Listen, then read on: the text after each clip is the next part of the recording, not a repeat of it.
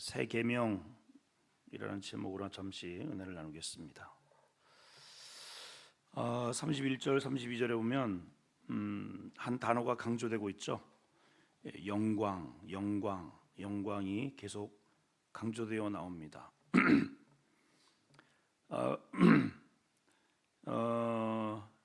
근데 지금 이 시점이 언제냐면 바로 위에 보면 유다가 예수님이 이렇게 떼어 주시는 떡 조각을 받고 곧바로 나갔다 그랬어요. 그리고 이제 한 단락이 끝났습니다. 그 조각은 장차 주님이 십자가에서 자신의 살점을 떼어 줄 생명의 떡을 의미합니다. 그런데 그것을 받고 사단이 지금까지 이 가룟 유다를 예수님은 따라다녔지만은 전혀 다른 그러한 소속으로 유지하고 있었던 그러한 사단이 가룟 유다가 떡을 받고 변심할까봐 바로 그 마음을 억어하고 있는 것을 보게 됩니다. 우리 지난 시간에 아마 살펴봤기 때문에 아마 이해를 하시라고 보고, 어쨌든 그가 나간 후에 예수님께서 하신 말씀이에요. 그래서 첫 번째 우리가 살펴볼 내용은 왜 고난이 영광이 되는가 하는 거예요. 왜 고난이 영광인가? 자, 31절 말씀을 다시 한번 봅시다. 그가 나간 후에 예수께서 말씀하십니다.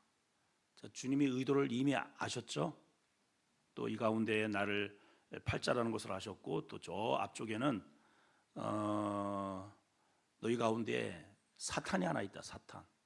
그리고 지금 마지막 6월절을 하시면서 그가 누구인지를 이미 주님은 아셨습니다. 그리고 그에게 떡을 주셨고, 받자마자 그는 예수님을 팔려고 나가셨어요. 그리고 나서 하신 말씀이 이런 말씀이에요. 놀랍게도 지금 인자가 영광을 받았고 하나님도 인자로 말미암아 영광을 받으셨도다. 좀 말이 좀 안 맞죠? 잠시 후에는 예수님이 더더군다나 당신을 그동안에 따라다녔던 제자에 의해서 배신을 당하고 십자가에 달려 돌아가야 할 그런 운명에 지금 놓여 있는데, 주님은 말씀하시기를 지금 인자가 영광을 받았다고 말씀을 하셔요. 그리고 또 그로 인하여 하나님도 본인으로 인해서 인자로 말미암아 영광을 받으셨다고 이야기를 합니다. 목이 좀 잠겨가지고 좀 듣기가 좀 거북하셔도 이해하세요. 제가 아내를 워낙 사랑해가지고 감기를 혼자 알 수 없어서 제가 조금 나눠줬더니 목이 확 괜찮죠? 네. 말이 안 됩니다. 왜냐하면 우리가 일반적으로 영광하면 높은 자리에 앉아 있는 거죠.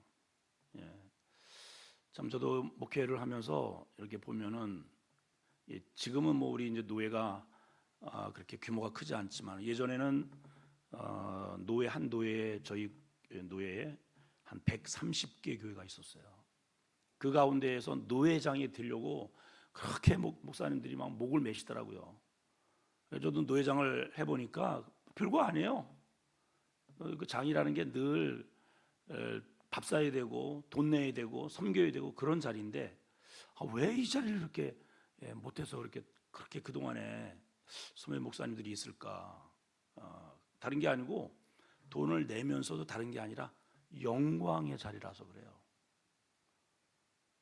그래서 그렇게 머리를 싸매고, 여러분 왜 이 국회의원들은 그 대통령이 되기 못해서 그 난리를 칠까요? 죄를 지고 감옥에 가고 너 이런다 하는데도 안 내려와. 왜 그럴까요, 여러분? 이 영광의 자리라서 그렇습니다. 일반적으로 우리가 이해하는 영광은 승진할 때 영광이 있죠. 높은 자리에 있을 때 영광이 있습니다. 근데 이상하게 주님은 오히려 지금 자신이 비참하게 배신을 당해서 온 인류의 죄를 뒤집어 쓰고 처참한, 그것도 가장 이 지구상의 죽는 죽는 그런 형틀 중에서 아주 제일 치욕스러운 형틀, 그게 십자가예요.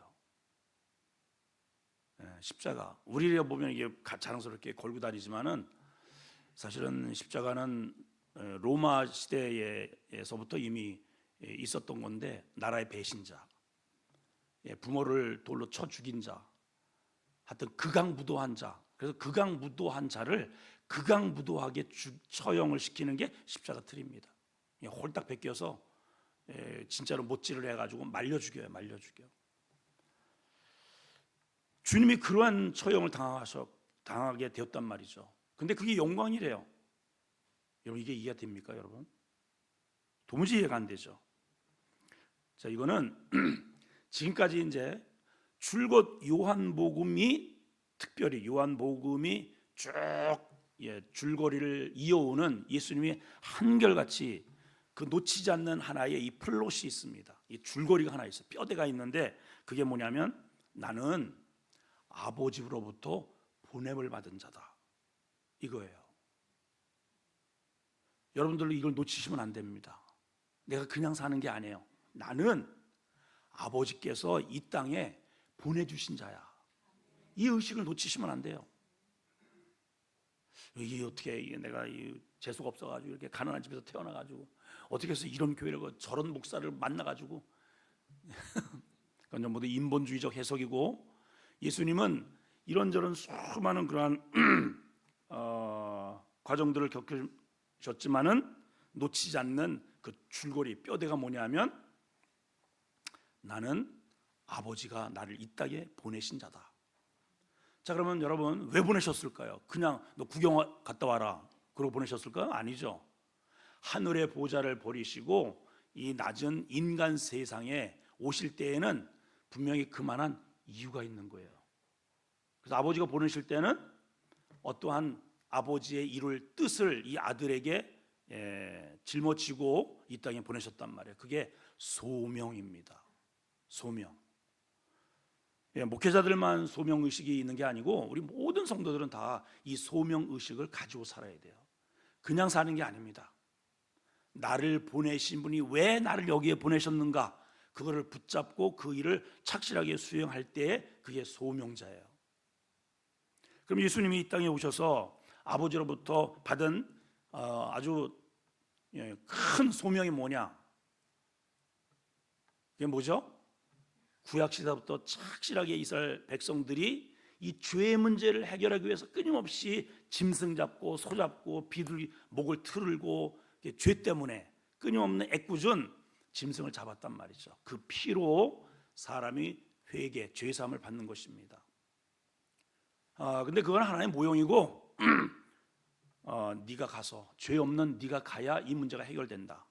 네가 가서 인류의 모든 죄를 네가 다 끌어안고 십자가에 죽고 죄의 문제를 해결해서 구원의 길을 열거라. 이게 예수님께 하달된 하나님의 소명이에요. 지금 유다가 비록 인간적으로 봤을 때는 배신을 하고 이렇게 나갔지만은 오히려 이 일을 통해서 내가 아버지의 영광은 아버지께 나를 보낸 분의 그러한 그 목적을 충분히 완수하고 그분께로 다시 돌아가는 게 영광이거든요. 우리가 영광이, 최고의 영광은 뭐냐? 이 땅에 왔다가 그 아버지의 나라로 다시 영광스럽게 믿음을 가지고 돌아가는 게 최고의 영광이에요. 최고의 영광. 영광 할렐루. 할렐루가 뭐예요? 하나님을 찬양한다는 거잖아요. 이 땅에 와서 하나님을 찬양하지 못하는 인생은 그거는 실패한 인생인 것이죠. 그래서 영광 할렐루야 찬양을 하는 겁니다. 그래서 주님이 그거를 정확하게 아시기 때문에 자기를 이제 팔 사람이 본격적으로 딱 나가자마자 바로 지금 내가 영광을 받았고 아버지도 나로 인하여 영광을 받으셨다, 이렇게 말씀을 하시는 겁니다. 그럼 여러분, 우리의 삶에 누구의 영광이 되어야 되느냐? 아버지의 영광이 되어야 됩니다. 그분이 나를 이 땅에 보내신 분이기 때문에 그래요. 우연히 태어난 것도 아니고 엄마 아빠에 의해서 재수없이 태어난 게 아니라 분명히 생명은 주권은 전부 하나님께 있습니다. 하나님께. 자, 그래서 그 내용이 32절입니다. 자, 읽습니다. 시작.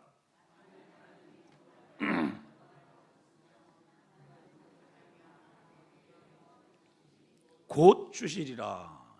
곧 주시리라. 주님은 당신이 이 땅에 왜 오셨고 지금 또 되어져 가는 이런 이 일을 정확하게 바라보시면서 자기가 배신을 당하고 팔려감에도 불구하고 전혀 흔들림이 없어요. 아, 이 일을 통해서 아버지의 뜻이 이루어지겠구나. 그것이 나에게도 영광, 그리고 내가 다시 아버지께로 돌아가니 아버지께도 영광. 이거를 분명히 아는 거예요. 분명히. 그래서 마찬가지로 우리 그리스도인이 언제 어느 때에 영광이 되는가? 높아지는 순간이 아닙니다, 여러분. 우리 그리스도인들은 세상은 높아지는 게 영광이에요. 사장이 되고 또 이 직장에서도 말단 사원에서 과장이 되고 부장이 되고 뭐가 되고 사람 이 지구상에 있는 모든 사람들 어쨌든 높아지는 것을 영광으로 여기는데 주님은 오히려 낮아짐을 영광으로 여기셔요. 그 낮아짐이 뭐냐? 나를 포기하는 것이죠. 내가 이루고자 하는 나의 꿈을 포기하고 더 큰 아버지의 뜻을 붙잡기 위해서 내 것을 포기할 때 그게 진정한 영광이라고 얘기를 하는 것입니다. 자, 그러면 예수님께서 당신의 것을 포기하시고 아버지의 뜻을 이루기 위해서 이 땅에 낮아지시고 마구간에 짐승 태어나는 곳에 태어나셨잖아요. 그리고 그 제자들이라 하면 어징이 뚜죽이잖아요. 그리고 돌아가셔도 가장 처참하게 돌아가셨잖아요. 자기의 생명도 그냥 진토처럼 그것도 죄를 뒤집어 쓰고 그렇게 침뱉음을 당하면서 그 길을 가셨단 말이죠. 십자가의 길입니다. 자, 그런 길을 가심으로 인해서 주님 아버지로부터 주어지는 영광이 뭐냐? 세 가지입니다. 하나는 그 사망에서 부활하는 영광. 그렇죠? 부활로 끝나지 않고 존귀한 모습으로 아버지의 나라로 승귀하는 영광. 두 번째는 그러한 당신의 뜻을 다 이룬 그 아들에게 하늘에 있는 것이나 이 지상에 있는 것이나 땅 아래에 있는 것이나 모든 무릎을 다 내 아들에게 꿇어! 그 오른손에 통치의 호를 아버지가 그 아들에게 넘겨주셔서 앞으로 네가 다 다스려라 하는 이 우주 만물을 통치하는 통치의 영광. 그리고 더 놀라운 사실은 그 예수 그리스도 보좌 옆에 누구를 앉히시는가?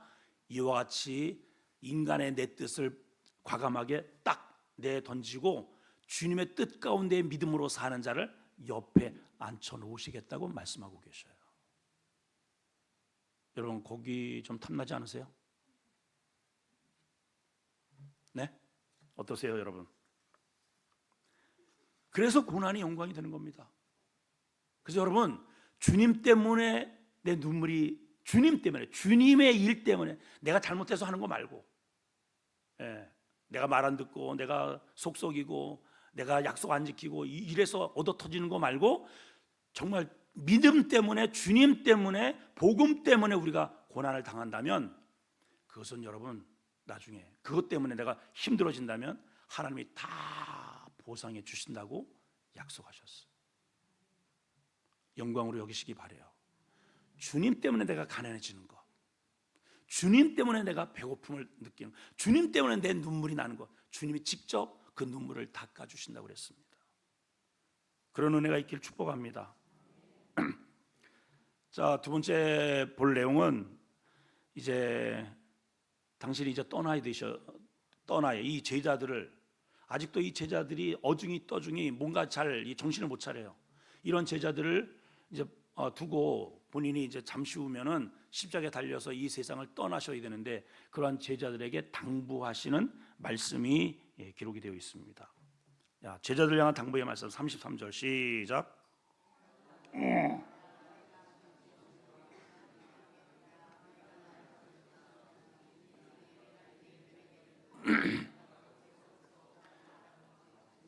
지금 너에게도 이르노라. 제자들을 좀 부르는 게 좀 특이하시죠? 작은 자들아. 키가 작다는 말인가요? 뭐가 작다는 거예요 이게?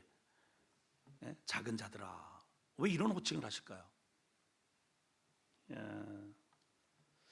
원어적인 의미를 해석을 하면은 미성숙한 자들아, 이런 뜻이 정확합니다. 아직 완성되지 않은 완성품이 아니라는 것이죠. 자, 주님은 이제 당신의 길을, 영광의 길을 십자가를 통해서 가시겠지만은 이제 제자들을 이렇게 바라보니까 아직 덜 익었어요. 미완성이에요. 우리의 믿음이 그렇잖아요. 저도 그래요. 이게 다 익어진 게 아니에요. 믿음이 있는 것 같은데 조금 어떤 어려움이 있으면 그냥 홀딱 내 이 본질이 다 드러나 버리는 바닥이. 우리 다 그런 사람들이란 말이죠. 제자들도 주님을 따를 때에는 뭐 어쩌고 저쩌고 진두지휘하면서 수많은 사람들이 인파로 오니까 줄을 서시오. 목소리를 힘을 주고 막 이렇게 했는데 고난이 오고 또 십자가에 달리고 그 안에 믿음이 있는 것 같은데 다 흩어져 버렸어요, 여러분. 그래서 진정한 나의 믿음은 언제 판명이 되는가? 어려움을 당해봐야 하는 거예요. 시험지를 받아봐야 한단 말이에요. 시험지를. 지금은 몰라.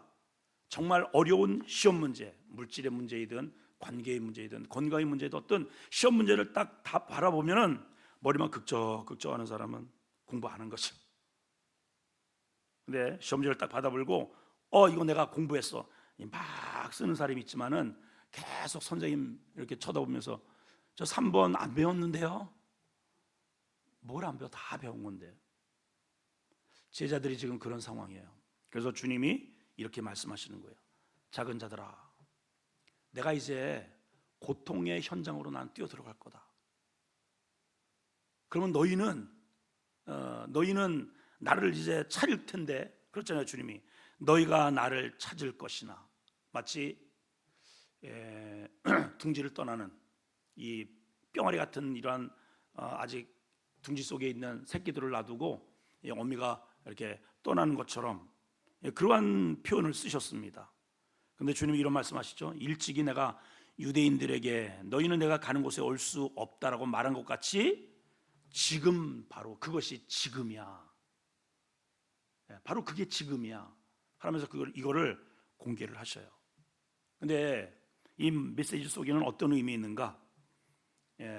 이 고통, 아픔, 죽음, 이런 어둠, 이런 것은 우리에게 고통이고 아픔이겠지만은 오히려 그 아픔과 고통을 통해서 놀라운 하나님의 영광의 빛이 들어온다는 것을 말해요.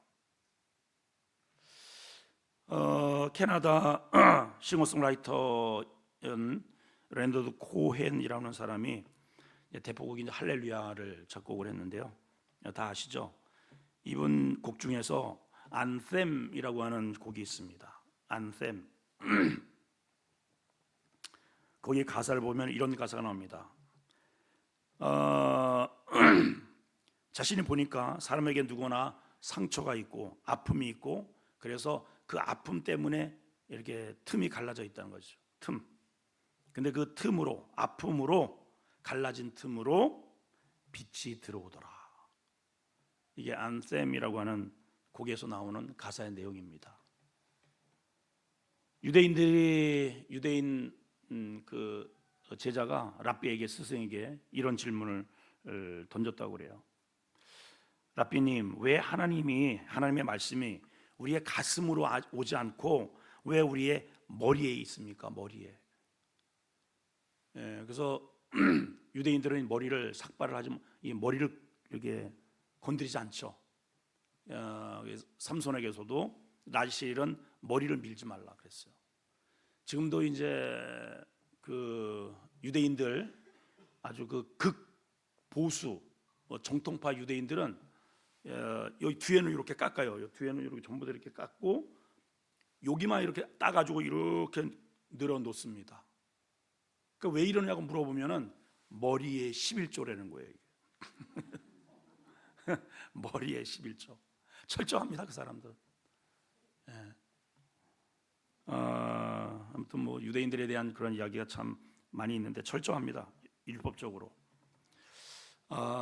그리고 저도 이제 그 졸업 여행을 통해서 예루살렘 그 통곡의 벽에 가서 이제 사진을, 근데 그 사진이 그 저기 핸드폰이 너무 덥다고 물속에 풍덩 들어가는 바람에 다 지워져 가지고 근거가 좀 없어졌는데, 그 유대인하고 같이 찍었던 그런 사진이 하나 기억이 납니다. 그래서 거기 뭐 우리 학생들 뭐 전부 다 가가지고 막 서로 이렇게 찍어주는데 제 주변에 사람이 없는 거예요. 그냥 바로 옆에 머리를 길게 따고 벽을 이렇게 놓고선 어떤 청년이 기도를 하더라고요. 그래서 가가지고 이제 지금 사진 좀 would you for me 이렇게 하고 뭐 하여튼 되지도 않는 영어를 갖다 해가지고 사진 하나 좀 찍어달라고 했는데 기도를 하다 말고 이렇게 보는데요, 눈물이 막 여기 그렁그렁 해가지고 막 눈물을 쏟고 있어요. 그 눈물을 흘다가 제가 사진 찍어달라고 막 하니까 얼마나 신경질나. 그 저를 그때 이러고 쳐다보는 거여서 I'm sorry 미안하다고 계속 기도하라고. 야, 그들은 그 통곡의 벽에서 예루살렘이 무너진 거에 대해서 지금도 율법적으로 그렇게 울고 있어요. 예루살렘 성이 다시 회복되길 바라는 것이죠. 그래서 레위 제사, 지금도 양을 잡아서 그러한 제사를 지내기를 지금도 바라는 그 열심은 있는데 잘못된 열심인 것이죠. 참 그런 것들을 보면서 참 예수님이 얼마나 답답해 하셨을까 하는 생각이 듭니다. 참 그렇게 열심히 그 젊은 청년이 눈물을 흘리는데 그렇게 구원자로 오신 예수 그리스도를 바라보지는 못했으니까. 우리 인생도 같은 것 같아요. 늘 이렇게 성공 가도로, 늘 높은 위를 쭉 이렇게 성공 가도를 달려가면 저 밑에를 모릅니다. 비행기를 타고 가면은 저 밑에가 전부 다 평지인 줄 알아요. 한번 제가 그때 심양 쪽에 강의가 있어서 그때 원래는 심양표를 끊었는데 이게 잘못돼 가지고 한 30분 남기로 우리가 불이 났게 갔습니다. 그랬더니 안 오는 줄 알고 그걸 티켓을 팔아버렸어요, 대한항공에서. 그래가지고 이제 우리가 30분 남겨놓고 도착을 하니까 이제 당황을 한 거죠. 그래서 우리한테 제안을 하더라고요. 북경에 들려서 한 2시간 기다렸다가 다시 심양으로 가는 거를 탈 수 있느냐? 그러면은 우리가 그 이코노믹 말고 그 비즈니스석, 그 비싸잖아요. 거기를 전부 거기다 다 주고 한 사람당 200불을 서비스로 주겠대요. 우리는 이제 아주 싫은 척하면서 뭐 그렇죠, 뭐 이렇게 해서 난생 처음 제가 비즈니스석을 한번 타봤죠. 좋습니다. 야, 자 돈의 힘이라는 게 참 괜찮은 것 같아요. 그래서 200불까지 다 이제 해서 그거 전부 다 현장에 가지고 선교사님 이제 드리기도 하고. 그래서 이제 그 어디예요? 2시간 기다려서 베이징에서 심양으로 1시간을 비행기를 이제 타고 가는 겁니다. 그냥 낮게 가는 거예요. 이렇게 밑에 보니까 뭐 다 보여요. 근데 세상에 북경에서 거기까지 전부 다 평지인 거야. 그냥 뭐 산도 없어요. 그냥 쫙 펼쳐진. 그리고 양쪽으로 이렇게 보는데요, 왜 이렇게 콩이나 뭐 옥수수나 우리나라에 이렇게 덤핑으로 이렇게 오는가 봤더니 끝도 없어요. 끝도 없어요. 농사하는 게. 세상에, 난 땅이 그렇게 넓은 땅인 줄 몰랐어요. 그래가지고 어쨌든 심양에 이제 내렸습니다. 그리고 우리가 왔던 그 지역으로 다시 차를 타고 가는데 전부 산인 거예요. 평지가 아니야. 야, 그래서 제가 지금 잊지를 못하잖아요. 공중에 떠 있으면 평지를 모르는구나. 그래서 사장님으로 계신 분은 사원의 마음을 몰라요. 부자는 가난한 사람의 마음을 몰라요. 여러분 보세요. 주님이 왜 마국간으로 오셨을까요? 우리 모든 인생이 마국간 같은 삶을 살거든요. 그래서 그 현장으로 오신 겁니다. 그 찢어지고 아픈 그러한 우리의 삶의 현장을 통해서 하나님의 거룩한 빛이 그 틈바구니를 통해서 비춰주는 것이죠. 아멘이신가요? 예, 지금은 작은 자일지 모르지만 주님이 그랬잖아. 작은 자들아, 너희가 내가 없음으로 인해서 너희가 불안해하고 아픔이 있고 그래서 나를 찾겠지만은 당분간은 내가 가는 곳에 너희가 올 수 없을 거야. 이곳에서 때로는 너희를 나처럼 사람들이 찌르기도 하고 아픔도 있고 고통도 있고 어려움도 있지만 그 아픔의 현장에서 갈라진 틈바구니로 하나님의 성령의 빛으로 준비하면 되는 거야. 이 말씀을 지금 33절에서 하고 계시는 겁니다. 우리는 작은 자들이야. 지금 승리자가 아닙니다. 저도 역시 작은 자입니다. 예, 우리 장로님도 작은 자고 권사님도 모태신앙도 우리 다 허물이 있다는 거. 허물. 근데 놀랍게도 그 작은 틈바구니를 통해서 성령의 빛이 들어오면 되는 것이죠. 아멘. 자, 이제 오늘 제가 잡은 계명에 대한 말씀을 한번 좀 나누도록 하겠습니다. 한번 따라합시다. 새 계명을 너에게 주노라. 34절 5절을 읽습니다. 시작.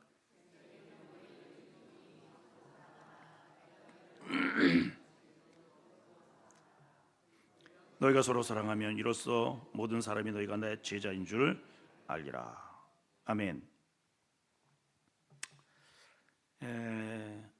여기에 서로 사랑하라 하는 것은 우리 인간적 감정의 뜨거움, 그런 사랑을 의미하지 않습니다. 감정적 사랑이 아니에요. 이것은 초월적 사랑이에요. 초월적 사랑. 나를 초월할 수 있는 사랑. 우리 노래에 예전에 그런 노래가 있었습니다. 나 그대에게 모두 드리리 터질 것 같은 이 내 마음을 그대 위에 서라면 나는 별을 따다가 그대의 바치리 놀고 있네. 별을 따다가 줘요? 근데 여러분, 저도 그 노래를 많이 들었지만은 그 노래를 들으면서 아유 저 뻥이야, 헛소리 하네 그러나요? 그걸 들으면서 여자는 눈물을 흘려요. 아닌 것을 알면서도 감동을 받아요. 예. 저도 뭐 결혼하기 전에 이런저런 약속을 했지만은 여지없이 깨졌죠. 근데 뻔히 거짓말인 것을 알면서도 사랑이라는 것이 그렇다는 거죠. 그것을 들을 때에 거기에 귀를 기울이게 됩니다. 자, 아무튼 오늘 주님이 뭐라고 말씀하시냐면 자, 이렇게 말씀하셔요. 우리는 이 말씀 가운데서 무엇을 먼저 기억을 하느냐면은 서로 사랑하라. 서로 사랑하라. 그냥 일방적 사랑이 아닙니다. 서로 사랑하라. 근데 이 서로 사랑하라는 말보다 우리가 좀 주목해야 할 말이 있습니다. 그게 뭐냐면 그 앞에 나와 있는 내용이에요. 새 계명을 너에게 주노니 서로 사랑하라. 새 계명을 너에게 주노니. 그냥 사랑이라는 거 구약 때부터 있었을 거 아니에요? 구약 때부터. 구약에는 사랑이 없나요? 하나님 엄청나게 사랑했습니다. 구약 백성들도. 근데 주님이 느닷없이 뜬금없이 지금 십자가를 지는 바로 그 앞에서 이 말씀을 지금 하신 겁니다. 그리고 당신을 이미 벌써 이제 팔 제자는 이미 떠난 상태에 있고, 그리고 이제 하나님의 영광의 그 십자가의 길을 걸어가는 요 타임에 요 말씀을 딱 꺼내셨어요. 예. 새 계명을 너에게 준다. 자, 그러면 옛 계명이 있다는 얘기 아니에요. 옛 계명. 그럼 옛 계명이 뭡니까? 자, 이거를 우리가 좀 큰 틀에서 좀 이해를 한번 해봐야 됩니다.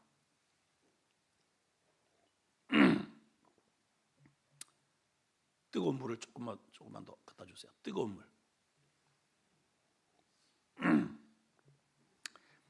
자, 옛 계명이 있다는 얘기인데 원래 이 계명은 계명이라고, 이 계가 어떤 거냐면은 법률적인 의미입니다. 법. 원래 죄가 없으면 법이 필요 없는 거예요.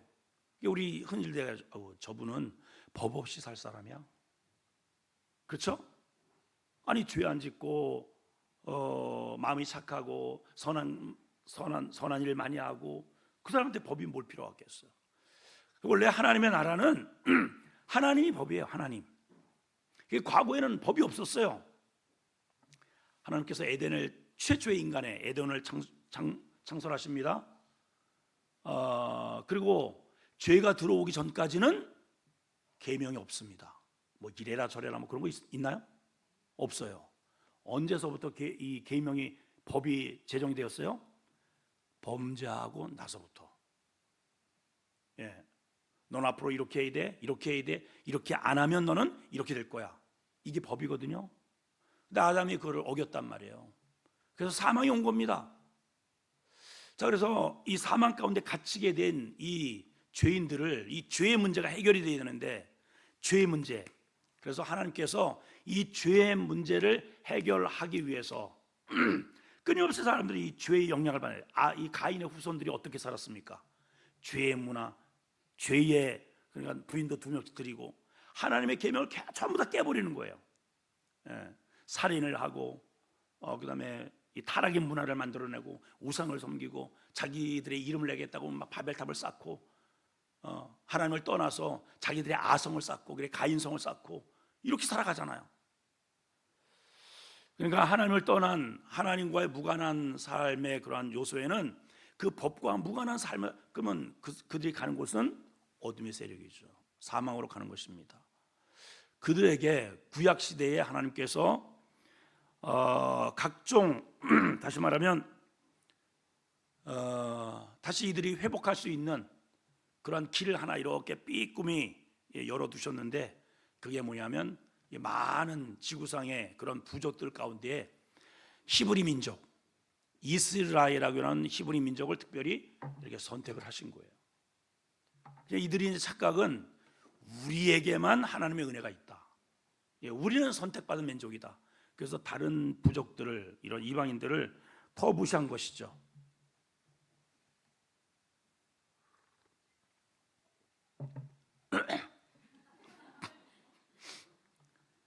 혀가 있겠어, 혀가 있겠어.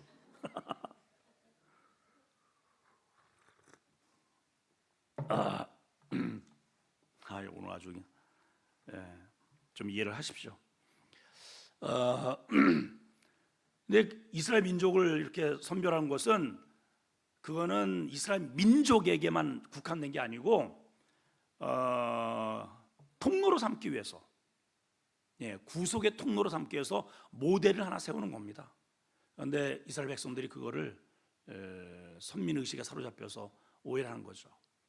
어쨌든 그들에게 하나님과의 언약을 이렇게 체결을, 지킬 수 없으니까 하나님 자신과 언약을 맺으셔서 너희들 이 언약 속에 들어오면 내가 너희를 이렇게 하리라 하셨단 말이죠. 그렇게 해서 각종 율법과 계명의 형식으로 주셨는데 그 집합체가 뭐냐면 십계명인 겁니다. 십계명. 또 이제 히브리인들은 랍비들은 이것을 이제 613가지로다가 책으로 이렇게 아주 세세한 항목으로 늘려놓기도 했죠. 자, 아무튼 이것이 하나님께서 첫 번째 옛날에 주었던 계명이에요. 이 계명을 지키면 다시 너희가 하나님의 백성으로서의 그 기능을 발휘하게 될 거다. 자, 이스라엘 백성들이 그 계명을 지켰을까요? 십계명을 지키려고 무진장 노력을 했죠. 지켰나요? 지켰습니까?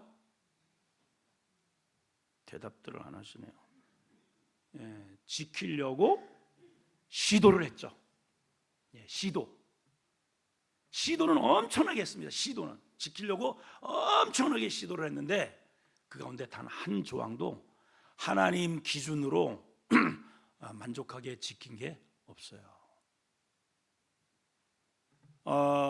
그리고 전부 이제 후반부에 보면은 뭐 그냥 엉망이죠, 엉망.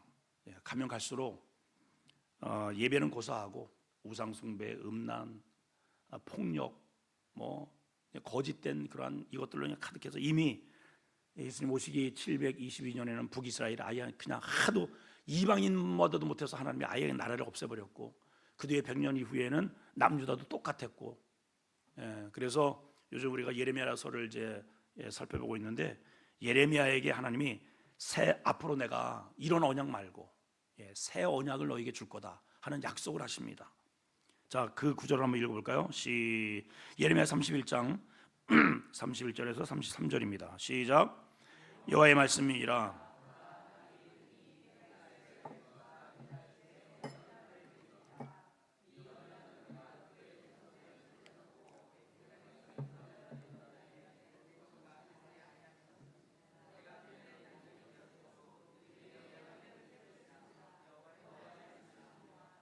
아멘. 33절 시작. 그러나 그날 후에 내가 이스라엘 집과 맺은 언약을 이루하니 곧 내가 나의 법을 그들의 속에 두며 그들의 마음에 기록하여 나는 그들의 하나님이 되고 그들은 내 백성이 될 것이라. 여호와의 말씀입니다. 자, 37절을 보시면 띄워주세요. 여호와의 말씀이라. 보라, 날이 이르리니 내가 이스라엘 집과 유다 집에 무슨 언약? 새 언약. 옛 언약은 율법으로 주어진 언약을, 십계명을 말하고요. 그거 말고 새 언약을 주겠다는 거예요. 새 언약. 자, 이 언약은 32절에 보면 소개를 하십니다. 내가 그들의 조상의 손을 잡고 애굽 땅에서 인도하여 하던 날에 맺은 것이 아니라는 거예요. 아니고 그때는 모세 애굽에서 이끌어내어서 광야 한복판에서 모세를 통해서 십계명 옛 언약을 주셨죠. 그렇죠? 근데 그게 그런 언약이 아니라는 거예요. 그들은 이제 그걸 지키려고 해서 무단히 노력을 했지만 하나님 수준에 전혀 이르지 못했습니다. 그래서 내 언약을 깨뜨렸다. 그들이 내 언약을 깨뜨렸기 때문에 나도 그들을 이제 더 이상 하나님과의 그 관계 속에서 이어갈 수 없어서 바벨론으로 노예가 되고 이제 이런 형국이 된 것입니다.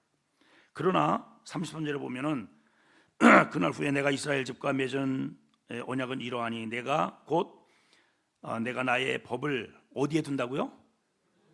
전에는 돌판에다가 돌비에다가 새겨 주셨어요. 돌. 그러니까 그것을 눈으로 보고 이 몸으로 그거를 지키기 위해서 노력을 한 겁니다. 근데 이제는 그 언약을 어디에 새기느냐? 마음에 새기겠대요. 마음에. 다르죠, 여러분. 그러니까 옛 언약은 돌에 새긴 언약, 새 언약은 마음에 새긴 언약. 이게 달라요. 그래서 그들 속에 두며 그들의 마음에 뭐한다? 기록하겠대요. 그래서 그것으로 그들이 하나님이 되고 그들은 내 백성이 될 거다. 이런 날이 온다는 거예요. 이런 날이. 이렇게 약속을 하셨어요. 자, 그리고 나서 이제 그렇게 파괴된 율법을 메시아로 이 땅에 오신 예수님께서 율법에 대해서 이렇게 말씀을 하십니다. 율법에 대해서 이 당시에도 이 유대인들은 율법을 지키기 위해서 막 부단히 노력을 하고 예수님이 율법을 안 지키는 거에 대해서 예수님까지 막 정죄하고 막 그랬잖아요. 요한의 제자들은 이렇게 잘 지키는데 당신의 제자들은 왜 이렇게 행동하느냐고 주님까지도 막 이제 몰아붙였단 말이죠. 근데 이제 주님이 이런 말씀을 하셨어요. 마태복음 5장 17절입니다. 시작. 내가 율법이나 선지자를 폐하러 온 줄로 생각하지 마라. 폐하러 온 것이 아니고 뭐하라? 완전하게 하러 왔다. 구약의 그 어떠한 랍비들도 하나님께서 제시한 하나님 나라의 백성다움에 대한 그 율법을 단 한 사람도 이룬 자가 없어요. 그래서 주님이 이 땅에 오셔서 그 율법의 요구를 예수 그리스도께서 완벽하게 완성을 시켜 놓으셨습니다. 그게 뭐냐면 십자가의 길을 가신 거예요. 그거예요. 근데 이제 우리가 여기에서 한 가지 그 십자가를 통해서 이루신 그 언약을 우리에게 새로운 언약으로 주셨는데 그게 뭐냐면 사랑의 언약입니다. 구약의 예배는 두려움의 예배입니다. 이게 안 지키면 하나님이 우리 가만 두지 않아. 이게 하나님이 무서워요. 두려워요. 11조 안 내면은 하나님이 이거 올해 전부 다 우방 내려가지고 다 쓸어버릴 거야. 이러한 개념으로, 두려움으로 그렇게 하나님을 믿어요. 쉽게 얘기하면 우리 부모님은 이번에 또 절기가 됐는데 용돈 100만 원 이하는 안 받으셔. 선물도 이런 거는 갈비 한 짝은 가지고 가야 돼. 안 그랬다가는 아마 머리털이 다 뜯겨질 걸. 이렇게 해가지고 덜덜덜덜 그 부모가 무서워가지고 갖다 바치는 그런 선물은 부모가 받아도 그건 선물이 아닌 겁니다. 하는 사람도 그렇고 받는 사람도 그렇고. 그게 무슨 선물이겠어요, 그죠? 구약의 예배는 그랬단 말이에요. 근데 신약의 같은 예배임에도 불구하고 신약의 예배는 그게 아니에요. 사랑이에요. 사랑의 예배. 사랑이 어떤 사랑이냐? 내가 너희를 사랑하고 같이 너희도 나를 사랑하고, 그리고 너희도 내가 너를 사랑하고 같이 이웃을 사랑하고 그 사람도 그렇게 사랑하는. 그러니까 예배가 이거 예배 안 드리면, 안 나가면 목사님 또 눈 찢어진다, 오지 마세요, 여러분. 하나님은 그런 예배 안 받으십니다. 11조 안 드리면 우리 또 아마 다음 그 보수가 깎일지도 몰라. 하나님은 그런 하나님이 아니라는 거예요. 아니에요, 여러분. 주님이 이미 그 앞에서 보여주셨잖아요. 당신이 친히 낮아지시고 허리에 우통을 벗으시고 대에 물을 떠다가 제자의 발을 닦아주시잖아요. 그게 뭐예요? 죄를 상징하면 죄의 허물을 주님이 직접 당신의 피를 짜내어서 닦아주셔서 맑게 만드시는 그런 본을 주님이 보여주신 거예요. 그런 어마어마한 사랑을 그렇게 닦아주시는 그 결과가 뭐냐? 죄인이 죄의 문제를 해결받고 천국에 갈 수 있는 자격을 얻게 된 겁니다. 이런 세상에 이런 은혜가 어디 있어요?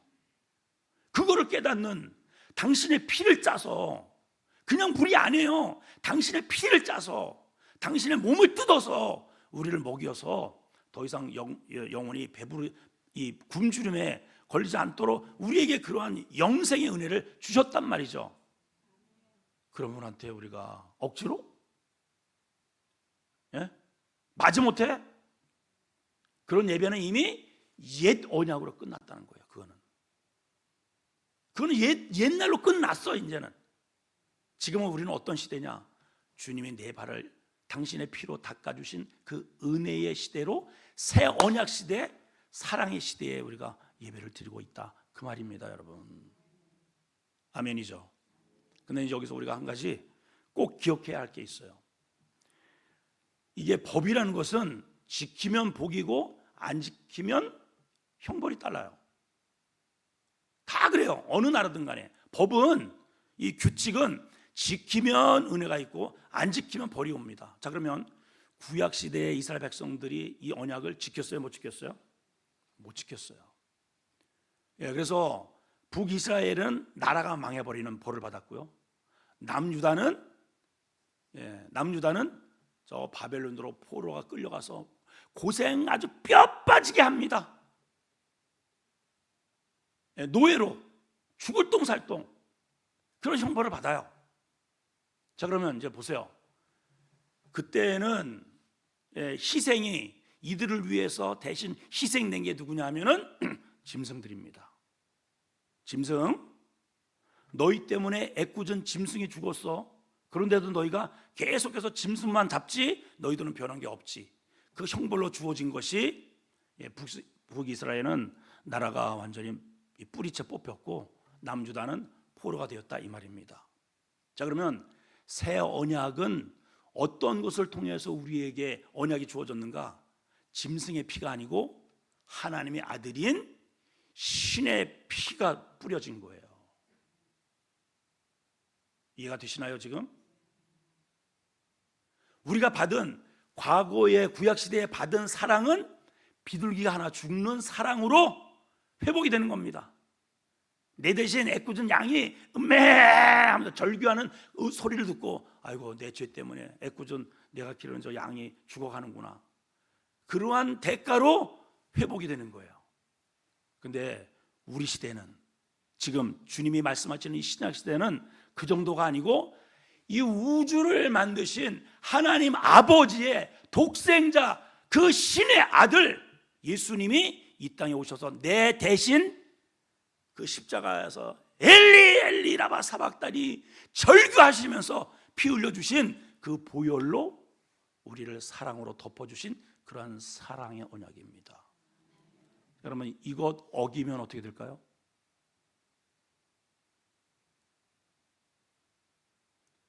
회사가 망하는 정도? 예? 우리나라에서 아니면 저 북한으로 끌려가가지고 아우지 탄광에서 고생하는 거? 그 정도가 아니고, 신약에서는요, 이 어마어마한 이 가돌의 이 사랑을 뿌리치는 사람은 지옥 가는 거예요. 지옥의 형벌이에요. 이해가 되시죠?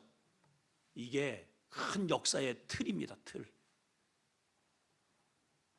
여기에 나의 위치가 어디엔가가 있는 겁니다. 예. 그래서 여기 뒤에 보면은 이렇게 이제 결론을 내리셨어요. 뭐라고 하냐면은, 너희가 사랑하라 해놓고 내가 너희를 사랑하고 같이. 주님이 어떻게 사랑하셨어요? 방금 제가 다 설명드렸습니다. 당신의 피를 살점을 띄워서 죽을 우리를 살려주신 사랑이에요. 자, 그래서 너희도 그러한 사랑으로 사랑하면 비로소 너희가 내 제자야, 이렇게 이야기하는 거예요. 그게 내 제자야. 그게 내 제자. 이해가 되시면 아멘. 그래서 그냥 사랑해야지. 그러나 이런, 아까도 얘기했지만은 우리의 감정적 사랑이 아니라는 거예요. 이거는 내 그 어떠한 것도 초월할 수 있는 그런 사랑인 거예요.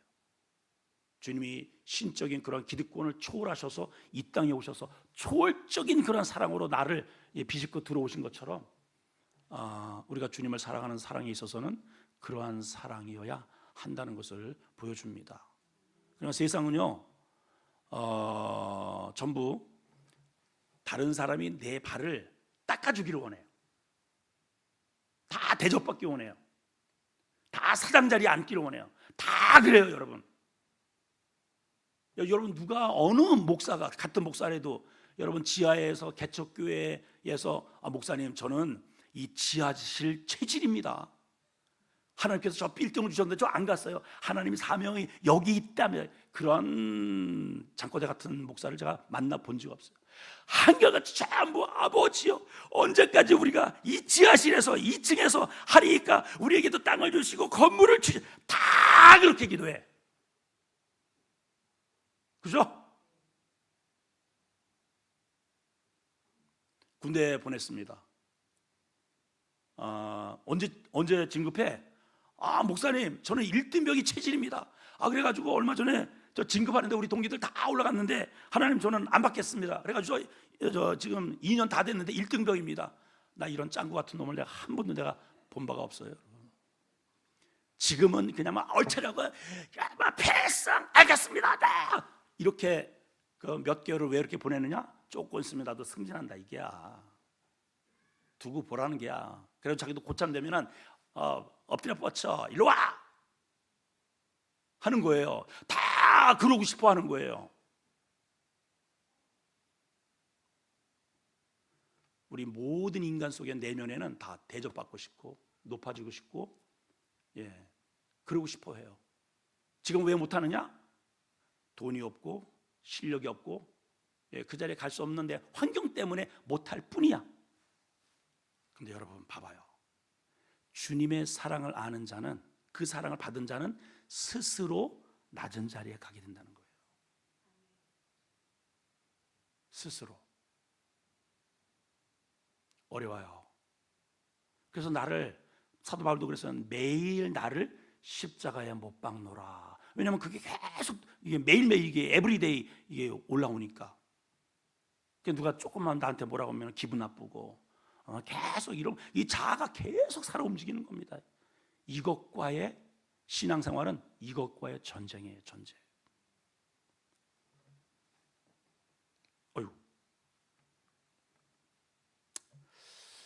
하여튼 뭐 여러 가지 하네 진짜.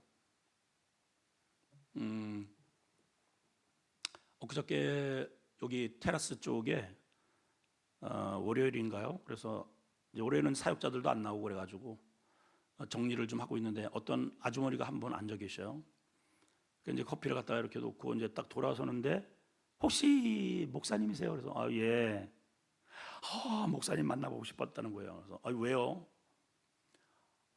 자기가 지금 몇 년째 여기를 천주교인이래요. 천주교인. 몇 년째 여기를 계속 이렇게 왔다 갔다 하는데 꽃도 그렇고 저 뒤에 그도 그렇고 어떻게 한결같이 그렇게 매일 자기가 보면은 자기는 이렇게 먹고서 쓰레기통에 버리고 막 그냥 엉망 그 다음 날은 깨끗하게 쳐 있고 여기도 보면은 매일 그냥 물이 갈려져 있고 커피가 채워져 있고 어쩌면 그 다음에 저기 뭐 주일 되면은 이렇게 붕어빵을 주고 여름에는 아이스크림을 주고 자기가 천주교인인데 여기 50대는 거예요. 그러한 이 충동이 그러지는 않겠지만 그래갖고 그 마음에 그러지는 않겠지만은 저도 여기 오고 싶을 만큼 그래. 한번 오세요. 그리고 더 이상 전 어떤 뭡니까 교리적인 것들이 있으니까 이제 아니지만은 아무튼 예수님을 꼭 믿고 겉만 보시지 마시고 거듭나셔야 합니다. 천국 가실 수 있나요? 지금 돌아가시면? 그랬더니 대답을 안 하더라고요. 그래서 이제 몇 마디 하고 돌아서면서 이런 생각이 들더라고요. 이 오늘 본문 말처럼 그 작은 낮아짐이, 수고가, 희생이 우리 계속 그냥 주는 거잖아요. 이렇게 주는 게 이 동네에 훈훈함을 주고 있구나. 그죠? 우리 교회 욕하나요? 예? 그거예요, 바로 그거. 뭐 노예에서나 우리 동기들이나 제가 뭐 큰일 하는 게 아니에요. 만나면 일단은 기본적으로 제가 밥을 사려고 해요. 이렇게 먼저. 또 뭐가 있으면 제가 이렇게 늘 어려운 일이 있으면은 그렇게 뭐 굳이 피하려고는 하지 않습니다. 사람들이 그런 것들을 싫어하죠, 사실은. 구질구질하고 힘들고 어려운 거는 안 하려고 합니다. 근데 그거 몇 가지 이렇게 해놨더니 다들 좋아해요. 또 우리 교회 이제 뭐 내일 모레 그 광고도 되겠지만은 월요일 날 지난번에는 짧게 나왔는데 이번에는 5분 우리 분당에서 CTS에서 5분 메시지 촬영해서 갔습니다. 월요일 날 아마 방영이 될 거예요. 아마 보시고 아무튼 우리 교회가 아름다운 이름만이 아니고 정말 아름답다라고 하는 그러한 이야기들이 종종 이렇게 들릴 때 수고한 것이 헛되지 않구나 하는 생각을 갖게 됩니다. 여러분, 예수님이 당신의 피를 짜내어서 우리에게 먹이셨듯 우리는 그 고결한 주님의 생명의 떡과 피를 우리가 마신 자로서 우리도 주변 이웃에게 그렇게 흘려보낼 때에 사람들이 저 사람들 예수님의 제자네 한다는 것이죠. 그런 은혜가 우리에게 있기를 축복합니다. 기도하겠습니다. 하나님 아버지, 오늘 새 계명에 관련된 말씀을 살펴봤습니다. 구약은 짐승이 희생당함으로 죄사함을 받는 것이었다면 새 계명은 예수님이 어린 양이 되셔서 우리를 위해서 대신 흘려주신 보혈이었습니다. 구약에서 그 율법을 어김으로 인해서 고초를 당하고 또 고난과 노예 생활을 했다면 새 계명, 그 어마어마한 계명을 어긴 그 사랑을 받아들이지 못하는 사람들에게 주어지는 형벌은 지옥이란 말합니다. 우리를 지옥불에서 건져주신 우리 예수님, 그 피를 짜서 우리에게 먹이시고 하는 그 살점을 띄워서 우리에게 영의 양식으로 먹이신 우리 예수님, 우리가 서로 사랑하게 하시고 그 사랑을 받은 자로서 하나님, 나의 것을 내려놓고 하나님의 영광을 먼저 생각하여 그러한 삶의 자취를 남길 수 있도록 은혜를 허락하여 주시옵소서. 예수님의 이름으로 기도합나이다. 아멘.